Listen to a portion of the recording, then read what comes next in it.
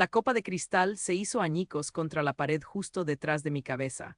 El champán goteaba por mi pelo, frío y pegajoso, mientras los invitados ahogaban sus risas tras las servilletas de lino. Otra vez borracha, Aitana, escupió Vicente, mi suegro, con esa sonrisa que cortaba más que los cristales esparcidos a mis pies.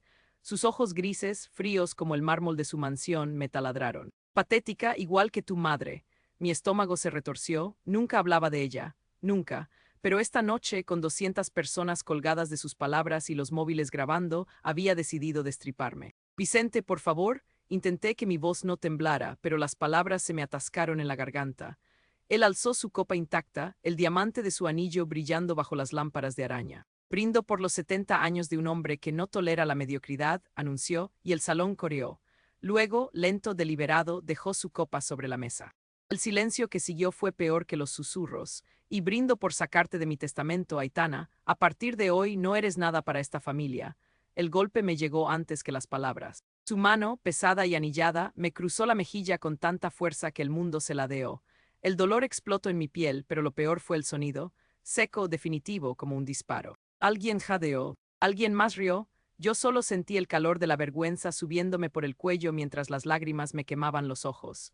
Sal de mi casa, dijo Vicente, y esta vez su voz no era un rugido, sino un susurro helado. Antes de que llame a seguridad, me tambaleé hacia atrás, los tacones resbalando sobre los cristales rotos. 200 caras me miraban, algunas con morbo, otras con lástima, la mayoría con los móviles en alto. Grabando, siempre grabando, como si mi humillación fuera el postre de la velada. Aitana, espera, la voz de mi esposo Daniel llegó demasiado tarde. Ya estaba corriendo, o intentándolo, con el vestido ceñido impidiéndome moverme. Las puertas dobles del salón se abrieron de golpe y el aire nocturno de Madrid me golpeó, gélido y limpio. Respiré hondo, una, dos veces, pero el olor a champán y a perfumes caros aún me quemaba la garganta. Señora Mendoza, el portero del edificio me tendió mi abrigo de cachemir sin mirarme a los ojos. Todos lo habían visto, todos lo sabían. Me lo puse temblando y salí a la calle. La acera brillaba bajo las farolas, mojada por una lluvia reciente. No tenía coche, no tenía llaves. Solo el vestido, el abrigo y el zumbido en la mejilla que me recordaba una y otra vez que acababa de perderlo todo. Taxi, logré decir cuando uno pasó, pero el conductor ni siquiera frenó. Otro se detuvo unos metros más allá, pero al verme dudó. ¿Está bien, señora?, preguntó, y su acento andaluz me hizo querer llorar. Asentí, me subí y le di la dirección de nuestro apartamento. El trayecto fue un borrón de luces y silencio. Daniel no contestaba el teléfono. Probablemente estaba manejando la situación como siempre, limpiando mis desastres, pero esta vez no había limpieza posible.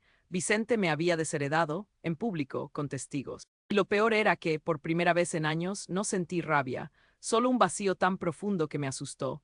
El taxi se detuvo frente a nuestro edificio en Salamanca. Pagué con el dinero que llevaba en el clutch, 120 euros, suficiente para un café y poco más, y subí en el ascensor. El apartamento olía a limpio, a lavanda, al ambientador que la empleada ponía los martes. Todo estaba en su sitio, los cojines alineados, las revistas apiladas, el jarrón de flores frescas sobre la mesa. Todo menos yo. Me quité los tacones y los dejé caer al suelo. El golpe resonó en el silencio. Daniel, llamé, pero no hubo respuesta. Revisé su estudio, el dormitorio, hasta el balcón. Nada, solo un sobre blanco sobre la mesa del comedor, con mi nombre escrito en su letra pulcra. Lo abrí con dedos que no dejaban de temblar. Asterisco Aitana, lo siento, papá ha sido claro. No puedo elegir entre mi familia y tú. Los abogados vendrán mañana a las 9 o'clock a recoger tus cosas. Por favor, no estés aquí.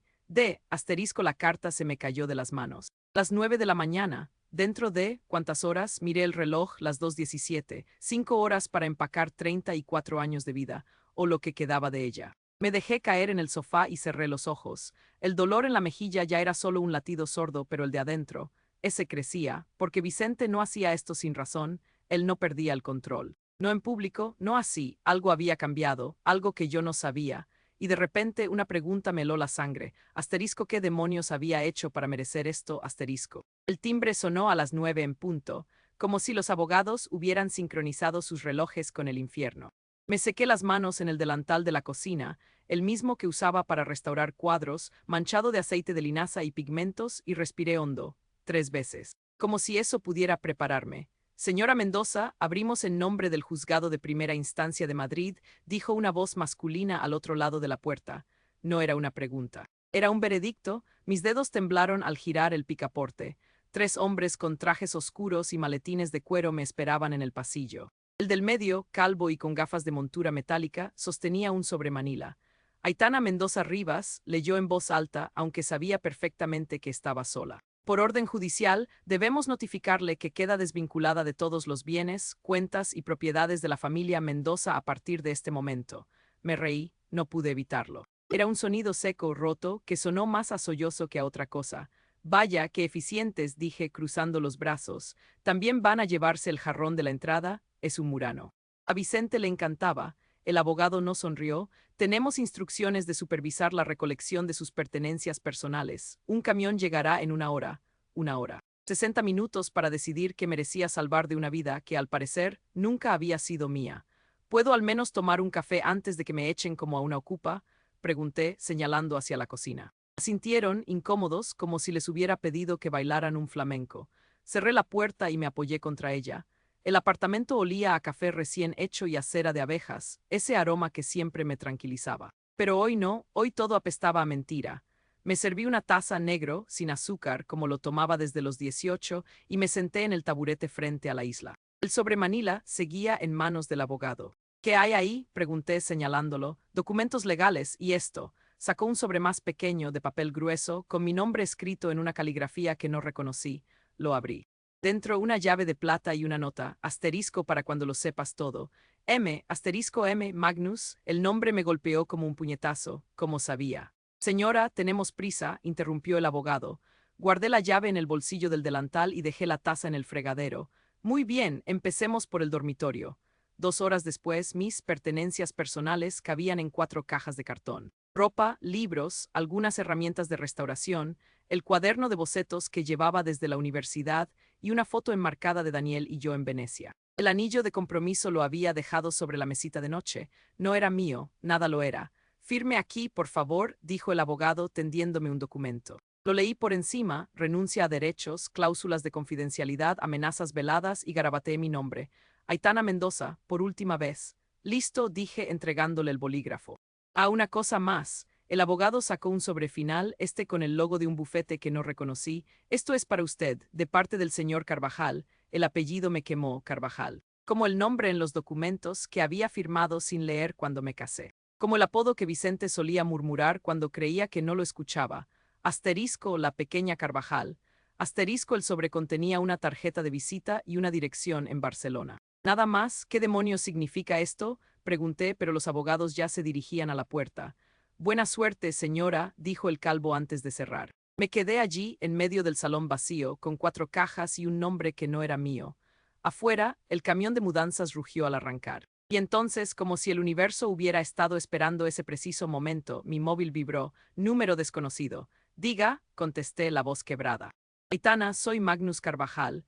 La línea crujió como si el tiempo mismo se resistiera a esas palabras. Creo que es hora de que hablemos. Tengo algo que perteneció a tu madre, colgué. No por miedo, no por rabia, sino porque, por primera vez en 34 años, sentí que el suelo bajo mis pies no era seguro, y esta vez no era por un bofetón. Era por algo mucho peor, la verdad. El tren a Barcelona frenó con un chirrido que me taladró los huesos. Estación de Sants, anunció la megafonía, y de pronto el vagón se llenó de ese bullicio nervioso de gente recogiendo maletas y abrigos. Yo solo tenía una mochila, la misma que usaba en la universidad, y las 4 cajas de cartón que los abogados me permitieron llevar. Señora, ¿necesita ayuda? Un revisor con bigote gris me miró mientras la gente pasaba a mi lado empujando. No, gracias, mentí, pero mis piernas no respondían. 34 años viviendo en Madrid y nunca había puesto un pie en Barcelona. Ahora resultaba que aquí estaba mi verdadera familia. ¿Y si era otro error? ¿Y si Magnus Carvajal era solo otro Vicente Mendoza con mejor modales? El revisor asintió y siguió su camino.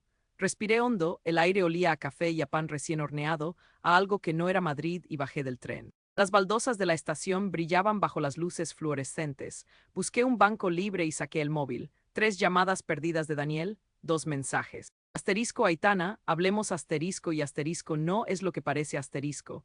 Como si algo de esto pudiera parecer otra cosa. Borré los mensajes y abrí el mapa. La dirección que Magnus me había dado estaba en el Born, a 20 minutos en taxi. Podía ir ahora, o podía subirme al primer tren de vuelta y fingir que nada de esto había pasado. Señora. Su equipaje, un chico con una sudadera del Barça, me señalaba las cajas apiladas a mis pies. Ah, sí, gracias. Las cargué como pude y salí a la calle. El sol de octubre en Barcelona era diferente, más dorado, menos cruel. Caminé hasta la parada de taxis y di la dirección al conductor, un hombre mayor con una foto de su familia en el salpicadero. ¿Primera vez en Barcelona? Dijo, mirándome por el espejo retrovisor. ¿Tan obvio es? Pregunté, y por primera vez en días sonreí. Él se rió. Solo los madrileños llevan abrigo en octubre como si fuera Siberia.